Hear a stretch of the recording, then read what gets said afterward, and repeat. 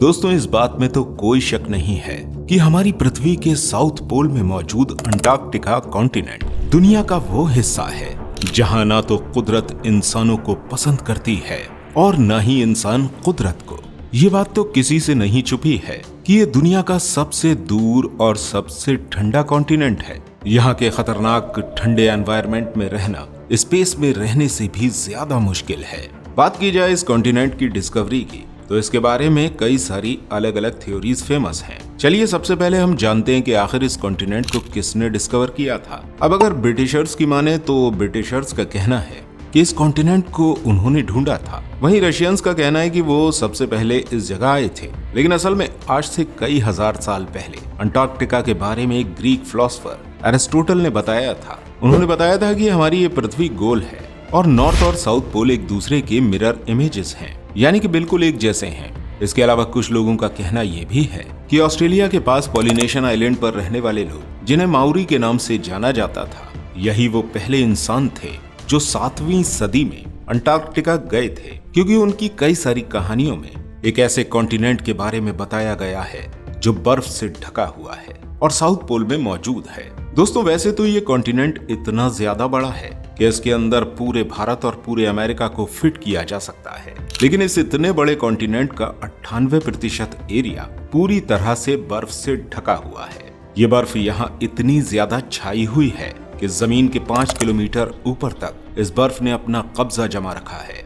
बात की जाए यहाँ के टेम्परेचर की तो इस कॉन्टिनेंट का टेम्परेचर -60 डिग्री सेल्सियस रहता है और कभी कभी इससे भी नीचे चला जाता है, और इसी टेम्परेचर की वजह से यहाँ बर्फ कभी भी नहीं पिघलती।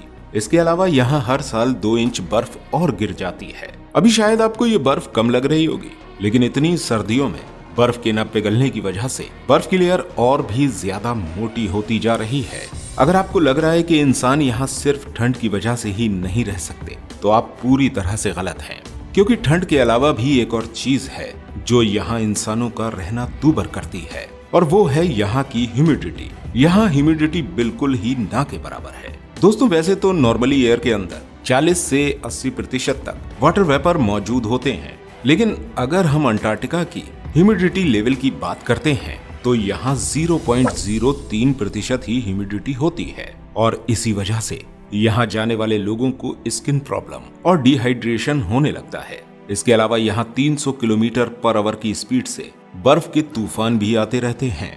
ये खतरनाक कॉन्टिनेंट किसी इंसान के क्या बल्कि किसी जानवर के भी रहने लायक नहीं है, लेकिन इसके बावजूद भी कई सारे लोग ऐसे हैं जो यहाँ रहते हैं, और इसकी वजह है रिसर्च। इसके अलावा अंटार्कटिका कॉन्टिनेंट से कई सारी मिस्ट्रीज भी जुड़ी हुई हैं, जिन्हें सुलझाने के लिए अलग अलग देशों ने अपने रिसर्च सेंटर यहाँ बना रखे हैं। लेकिन काफी सालों तक रिसर्च करने के बाद भी कई सारी ऐसी मिस्ट्रीज हैं जिन्हें आज तक नहीं सुलझाया जा सका है। दोस्तों, गुजरे कई सालों से अलग अलग देश इस कॉन्टिनेंट के ऊपर अपना कब्जा जमाने की कोशिश कर रहे हैं। अंटार्कटिका के एक हिस्से को फ्रांस क्लेम करती है, वहीं एक पार्ट ऐसा है जिसे नॉर्वे अपना बता रहा है। ऑस्ट्रेलिया अंटार्कटिका के राइट साइड को क्लेम कर रहा है। इसके अलावा ब्रिटेन, चिली, न्यू गिनी जैसे कई सारे देश हैं जो कि अंटार्कटिका के कुछ हिस्सों को अपना बता रहे हैं। अब यहाँ सोचने वाली बात यह है कि आखिर इस ठंडी जगह पर जहाँ इंसान जी नहीं सकता, यहाँ पर ये लोग अपना कब्जा क्यों करना चाहते हैं? आखिर यहाँ की बर्फ के नीचे ऐसा क्या है कि दुनिया के सुपर पावर्स भी इसके ऊपर अपना कंट्रोल लेना चाहते हैं? साल 1939 में हिटलर के कहने पर जर्मन एयरफोर्स ने यहाँ पर नाजी फ्लैग्स गिराए ताकि इस जगह को नाजी जर्मनी के कंट्रोल में दिखाया जा सके।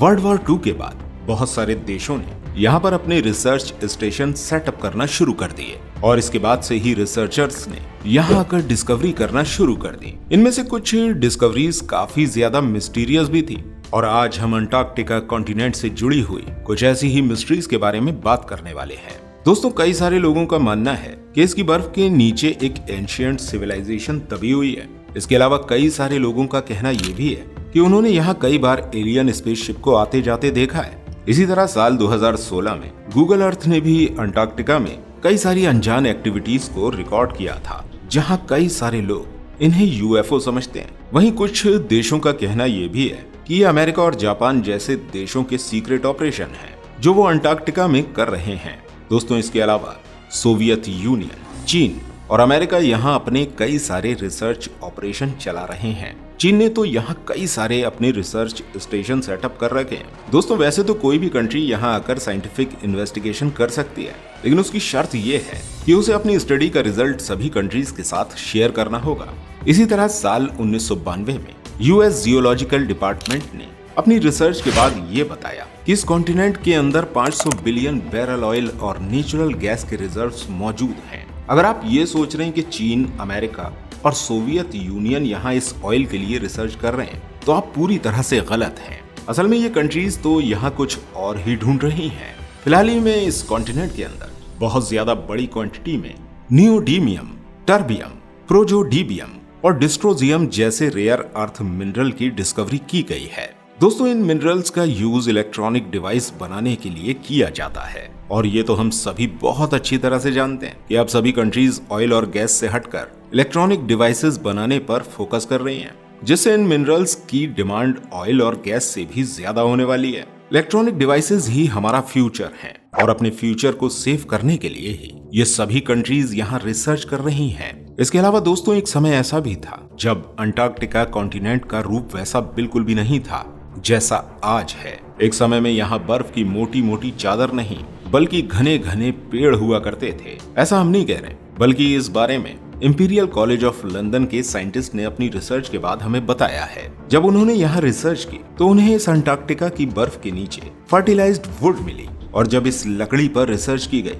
तो पता चला कि ये आज से 90 मिलियन साल पहले की है, जिसके जरिए पता चलता है कि एक समय में ये कॉन्टिनेंट एक गर्म कॉन्टिनेंट हुआ करता था जो घने जंगलों से भरा हुआ था। और सिर्फ यही नहीं, बल्कि यहाँ पर उन्हें कई सारे ऐसे इंसेक्ट के फॉसिल भी मिले जो सिर्फ गर्म जगहों पर ही सरवाइव कर सकते थे।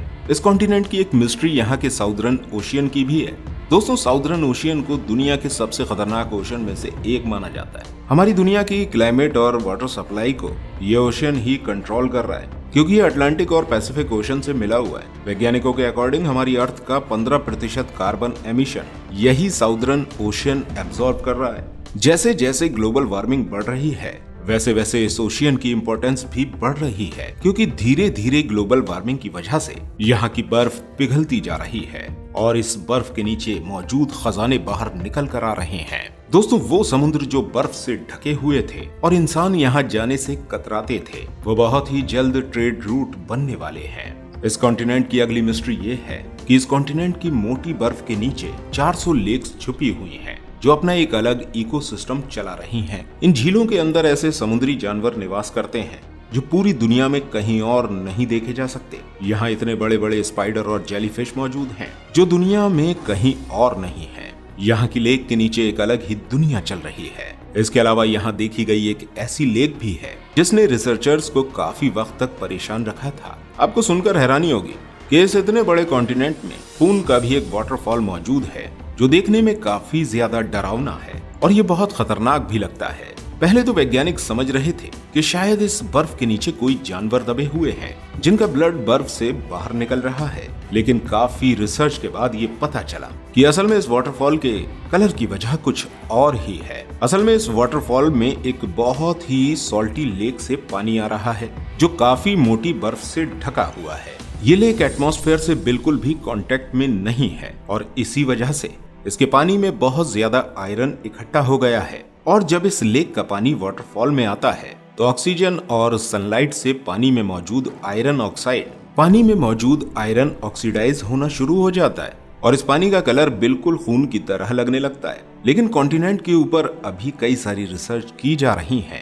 अब देखना यह है कि आने वाले समय में इस कॉन्टिनेंट से और क्या क्या रहस्य निकल कर आते हैं। उम्मीद है आपको हमारी ये वीडियो अच्छी लगी होगी। अगर आपको ये वीडियो अच्छी लगी है तो इस वीडियो को लाइक अवश्य कीजिएगा, और अगर आप अमेज़न जंगल के रहस्य के बारे में भी जानना चाहते हैं तो स्क्रीन पर शो हो रही इस वीडियो पर क्लिक अवश्य कीजिएगा। हम आपसे वहीं मिलेंगे।